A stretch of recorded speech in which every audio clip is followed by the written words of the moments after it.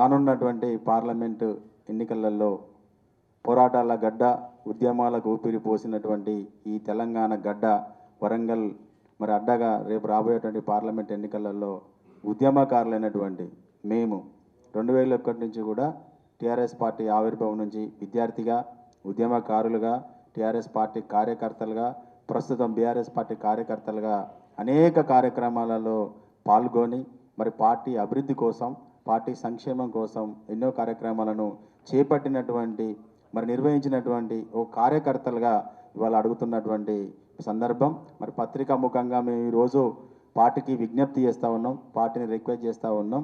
ఉద్యమకారులైనటువంటి మరి మేము మాలో ఎవరికి ఇచ్చినా పర్వాలేదు, ఎందుకంటే ఈరోజు మనం చూస్తూ ఉన్నాం టీఆర్ఎస్ పార్టీ మరి అధికారంలోకి వచ్చి 10 సంవత్సరాలు పరిపాలించి అనేక అభివృద్ధి సంక్షేమ కార్యక్రమాలను ప్రజలకు తీసుకెళ్లిన సందర్భంలో మరి చిన్న మార్పు కోరుకొని ఇలా ప్రతిపక్ష హోదాను టీఆర్ఎస్ పార్టీ, బీఆర్ఎస్ పార్టీకి ఇవ్వడం జరిగింది ప్రజలు.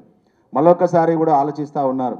తెలంగాణ ఉద్యమానికి ఊపిరిపోసిన ఈ వరంగల్ జిల్లా మళ్ళా బీఆర్ఎస్లో ఒక ఉద్యమకారుల కనుక టికెట్ ఇస్తే ఖచ్చితంగా వరంగల్ పార్లమెంట్ స్థానాన్ని గెలిపిస్తామన్నటువంటి ఈరోజు కులాలకు అతీతంగా, మతాలకు అతీతంగా అన్ని రాజకీయ పార్టీలు కూడా ఇలా ఉద్యమకారులకు ఇస్తే సముచితంగా ఉంటుంది, ఖచ్చితంగా గెలిపిస్తామన్నటువంటి మరి పార్టీలకు అతీతంగా ఈరోజు ఆలోచించేటువంటి ప్రజలు ఉన్నారు. కాబట్టి ఆ ప్రజల మనోభావాలను, ఆ ప్రజల యొక్క మనస్సును అర్థం చేసుకొని మరి బీఆర్ఎస్ పార్టీ ఉద్యమకారులకు, టీఆర్ఎస్ పార్టీ కార్యకర్తలకు, బీఆర్ఎస్ పార్టీ ఉద్యమకారులకు కాకతీయ విశ్వవిద్యాలయం కేంద్రంగా వరంగల్ నగర నడిబొడ్డున కాళోజీ సాక్షిగా ఈరోజు మరి హరిత హోటల్లో మేము పత్రికాముఖంగా మరి పార్టీకి విజ్ఞప్తి చేస్తూ ఉన్నాం. దయచేసి మా విజ్ఞప్తిని మరి మన్నించాల్సినటువంటి అవసరం ఉన్నదని పార్టీకి తెలియజేస్తూ ఉన్నాం. జై తెలంగాణ, జై కేసీఆర్.